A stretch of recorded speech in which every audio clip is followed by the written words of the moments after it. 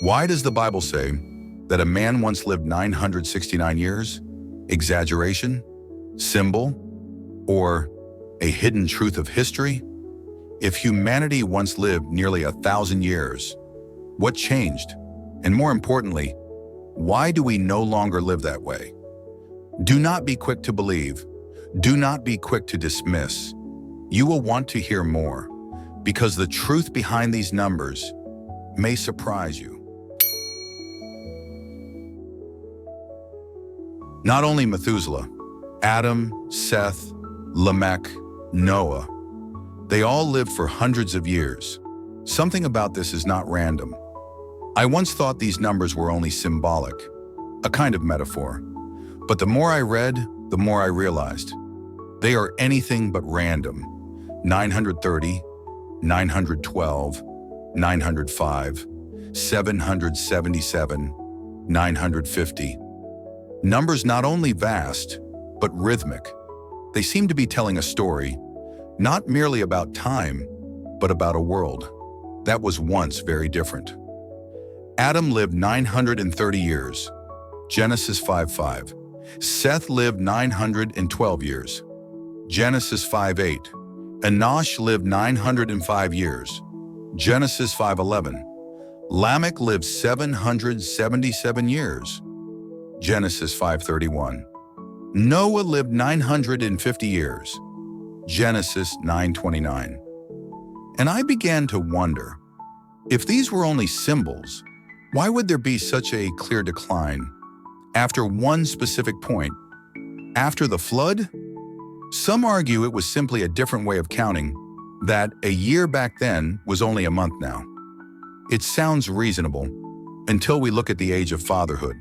For example, Methuselah fathered Lamech when he was 187 years old, Genesis 5:25. By that theory, he would have been only 15. That does not sound right. Imagine your father having you at 15. So if it is not symbolism and not a different calendar, then what is it? I went back through the entire genealogy in Genesis chapter 5, and I saw something strange. Almost all of them had children around 100 to 200 years old, and then lived on for several centuries more. No one died young. No one lived less than 700 years. None had what we would call a normal lifespan today. And then I realized something. Lifespan is not just a number, it is a sign, a signal of something that once was and then was lost. Perhaps humanity once lived longer, stronger, closer to the original breath of life, closer to the perfection of the beginning when Adam was created in the image of God, Genesis 1:27. Closer to a body untouched by decay, by broken genetics, by environment, by sin. I cannot say this with certainty, but I cannot shake the sense that these numbers are whispering something we have forgotten, or perhaps something we do not want to remember. The years of our life are 70, or even by reason of strength, 80, Psalm 90:10. But before that, there were men who lived nearly 1,000 years, and they were not myths. So then, if those numbers are true, what happened that we no longer live that way? Perhaps what we lost was not only years of life, but something deeper, a part of human nature that was once very different. Still, not everyone sees these numbers as fact. There are other theories, and they are worth exploring. Some say a year back then was only a month now. It sounds reasonable until we look at the ages of fatherhood. Methuselah fathered Lamech at 187 years old. If we adjust by that theory, he would have been only about 15. Adam fathered Seth at 130 years old, which would mean he was not even fully grown. These numbers, they do not fit. They cannot be just another way of counting. So then, could they be symbolic? Some argue these lifespans were metaphorical, a way of speaking about greatness or endurance. But if they were only symbols, why then is there such a steady decline after one specific moment?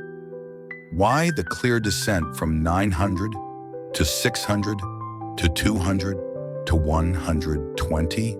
Few notice. But there is a verse in Scripture that sets a boundary on human life.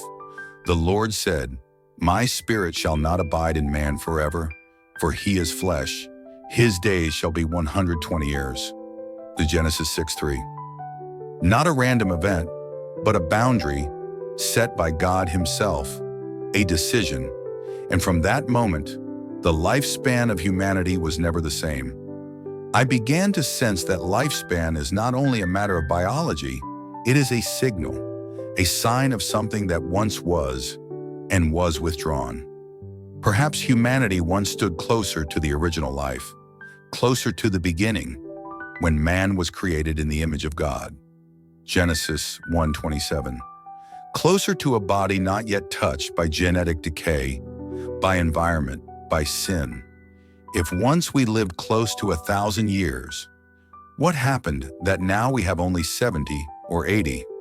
The years of our life are 70, or even by reason of strength 80. Psalm 90:10.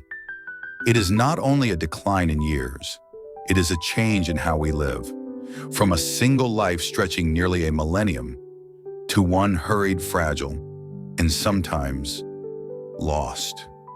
If you knew your life would last only 70 years, how would you live? But if you had 900, would you live slower, deeper, or would you still be as lost as many are today? And yet, this is not the whole story.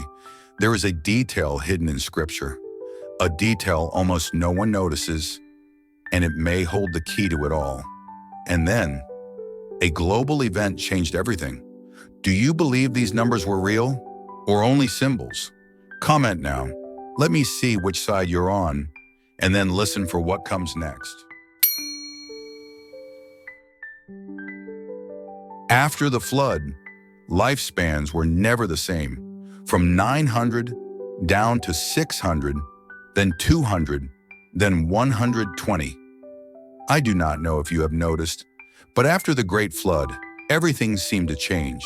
Not only the landscape, not only the number of people left alive, but the very way human beings existed. Before the flood, the patriarchs all lived beyond 900 years.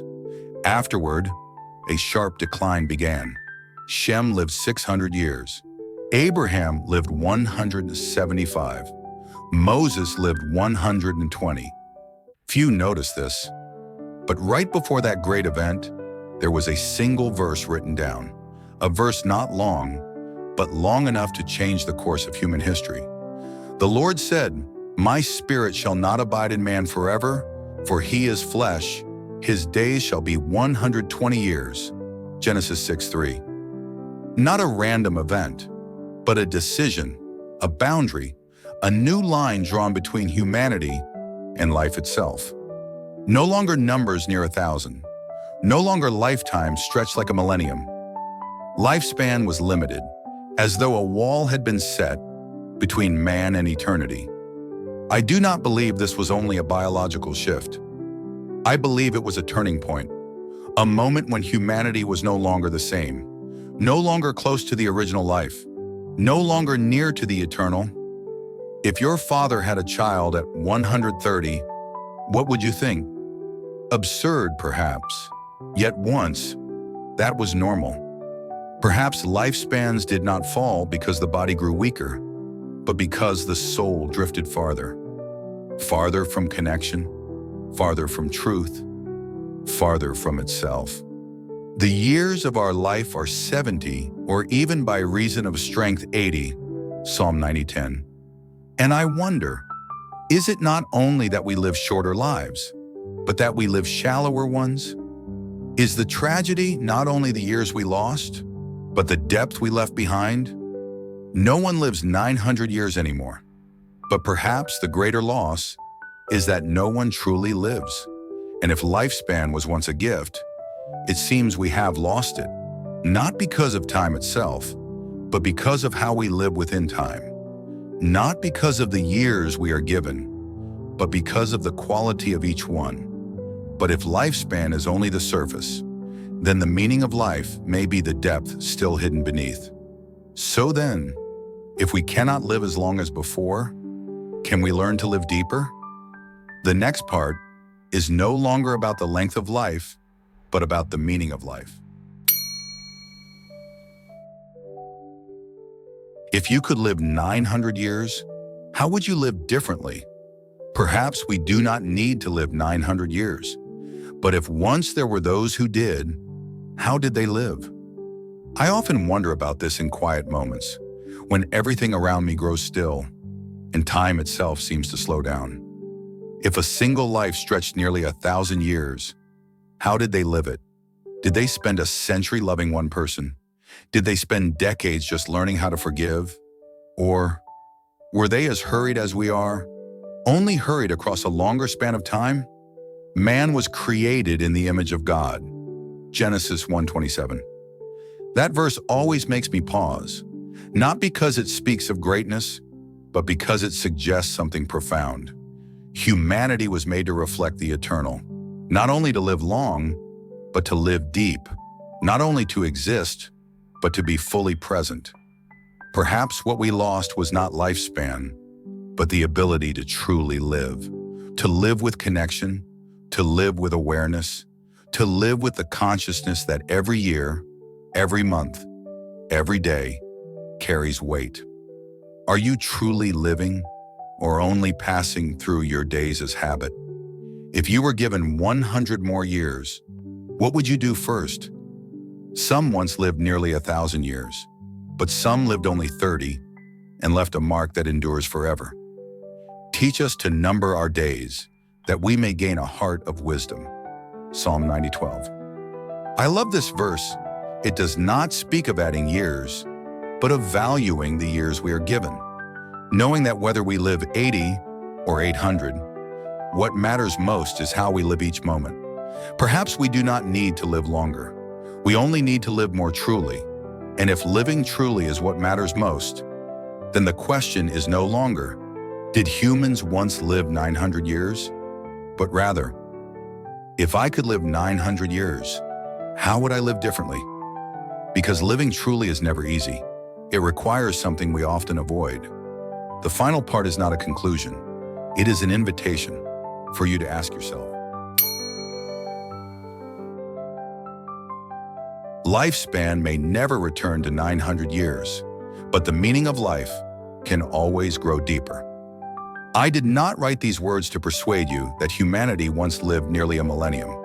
I wrote them because I believe there is something in those numbers that makes us pause, not because they are so large, but because they raise a question. If I could live 900 years, how would I live differently? Teach us to number our days, that we may gain a heart of wisdom. Psalm 90:12. Perhaps you would spend more years loving, or decades learning how to forgive, or simply live more slowly, not out of fear that time will slip away, but out of desire to feel every moment. And not everyone can live long, but everyone can live deep. Not everyone can have 900 years, but everyone can live as though each year is priceless. Lifespan is a number, but how we live, that is the story. If you found yourself pausing, even for a moment, then perhaps this story has touched something within you. And if you have something to say, a thought, a question, a perspective, leave it in the comments below. Who knows, perhaps your story will be the reason someone else chooses to live more deeply today. And if you feel this message is worth reading, share it, because sometimes a single click of share carries more than information. It carries depth. And if you would like me to keep writing stories like this, a simple like will be your whisper. Keep going. I am listening.